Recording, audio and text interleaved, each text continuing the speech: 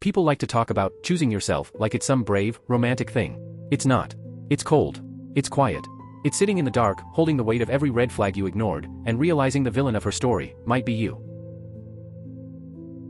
I was in the middle of tweaking a data query when my phone lit up with a text from Mara. I glanced at the screen, expecting something small or sweet. Instead, it hit me like a slap. I'm using our vacation fund to bail my ex out of jail. You understand?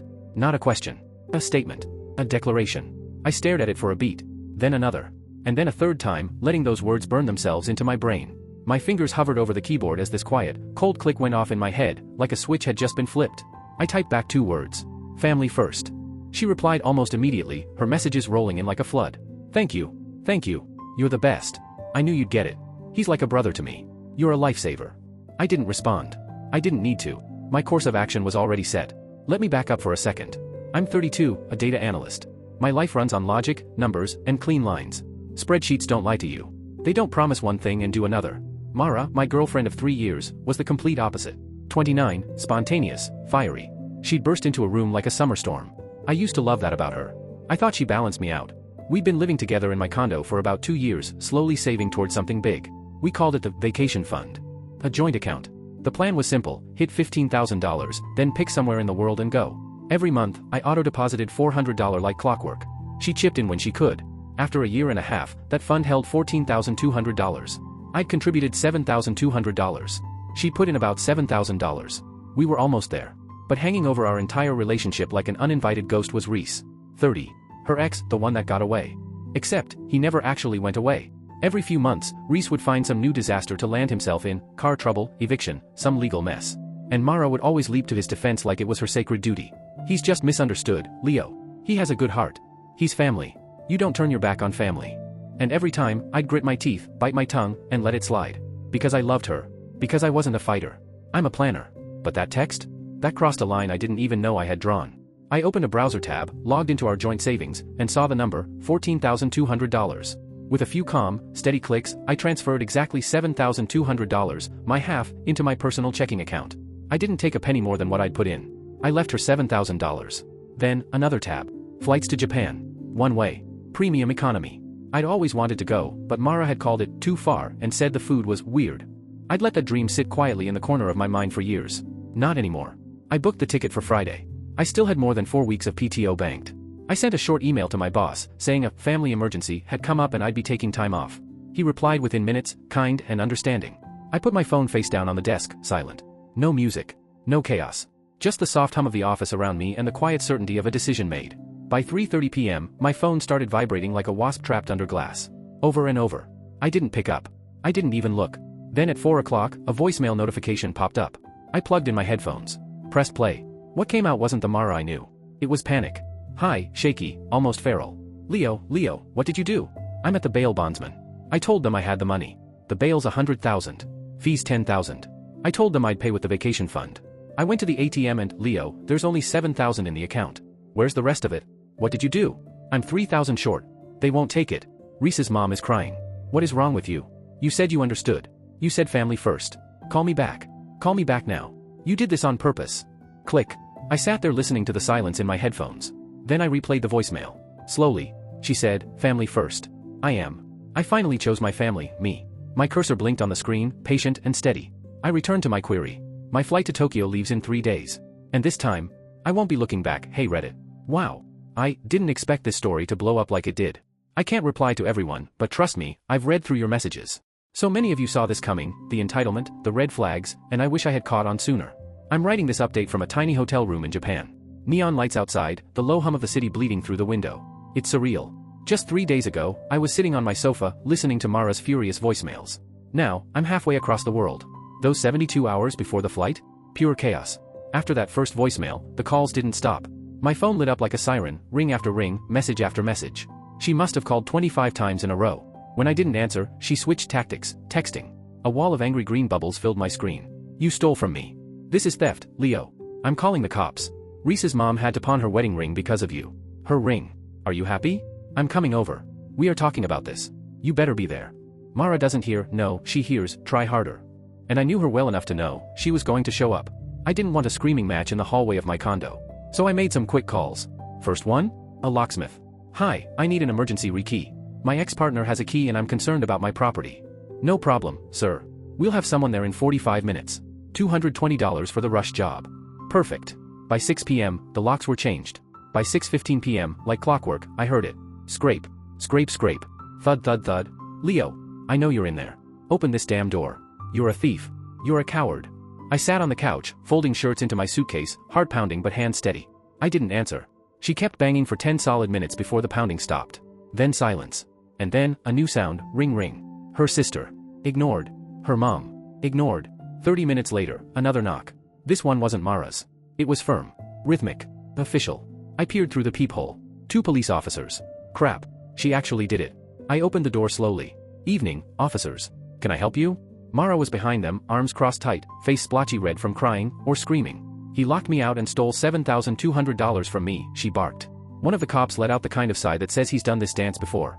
Sir, he said, we got a call about a domestic disturbance and possible theft. Of course, I replied calmly. This is my ex-girlfriend, Mara. This is my condo. I pulled out my ID, holding it up to show the address. I'm the sole owner. She was living here as a guest. She had a key, which I just had rekeyed, as is my right. She stole my money, she shrieked. I set a neatly printed folder on the coffee table and handed over the first page.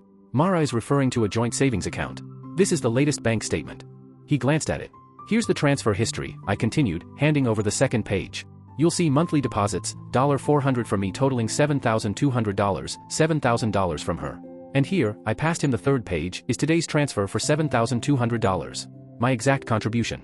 I left her $7,000 in the account. The officer's brows twitched slightly as he compared the papers. And why'd you do that, sir? I handed him my phone. Because earlier today, she texted me saying she was taking the entire $14,200 to bail out her ex. Without asking. The older cop read the message. His face didn't change, but Mara sure did. Ma'am, he said flatly, this is a civil matter. He didn't steal anything. He took his own money. And this is his residence. He doesn't have to let you in. But my stuff, she sputtered. I've already packed it, I said, gesturing to 3 boxes and 2 suitcases stacked by the door. The officer nodded. We'll do a civil standby. Ma'am, you can collect your belongings, but we won't be here all night. Mara stormed inside like a hurricane. She wasn't crying anymore. Her whole body was vibrating with fury. You're a sociopath, she hissed, shoving her makeup bag into her tote. A cold, calculating spreadsheet. That's what you are. I leaned on the doorframe, deadpan. Well, this spreadsheet doesn't fund bail for ex-boyfriends. Her glare could have burned through concrete.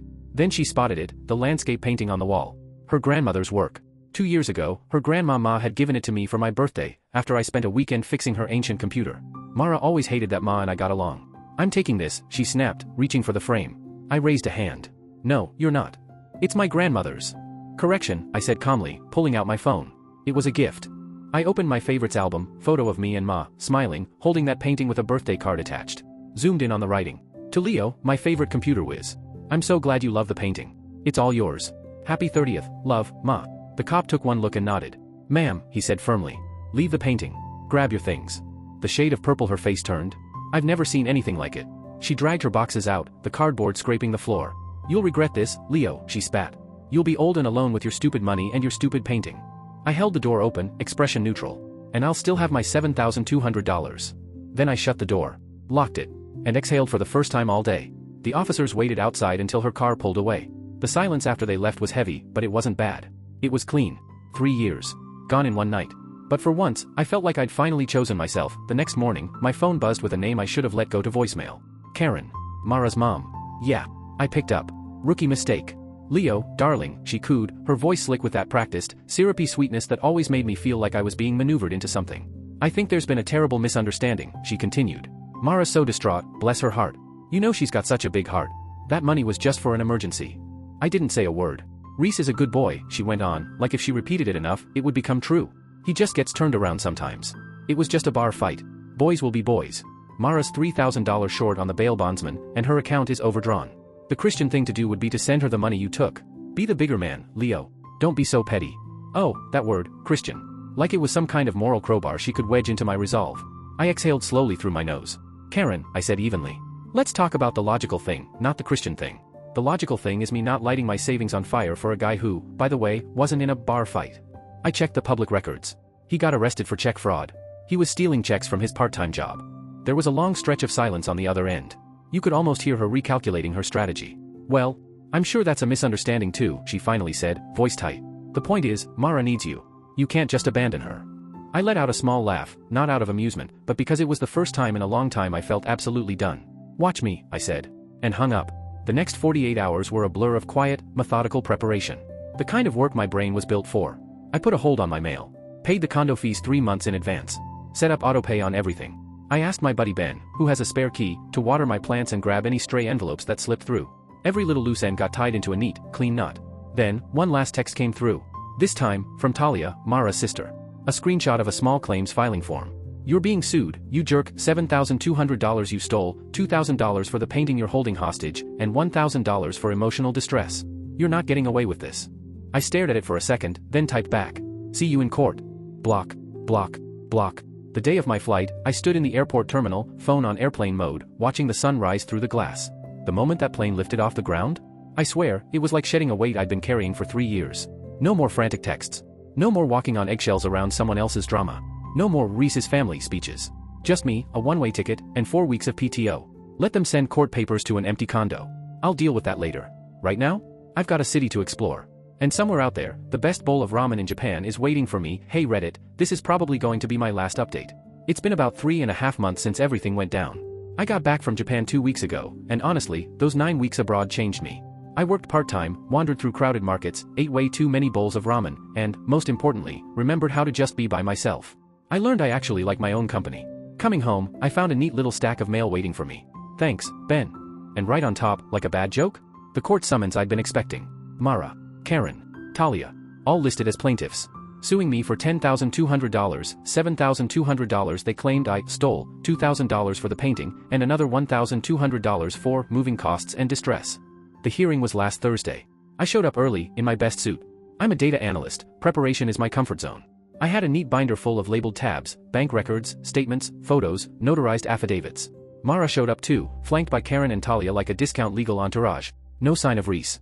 The judge called out, Case 304B, Mara's last name, versus, my last name.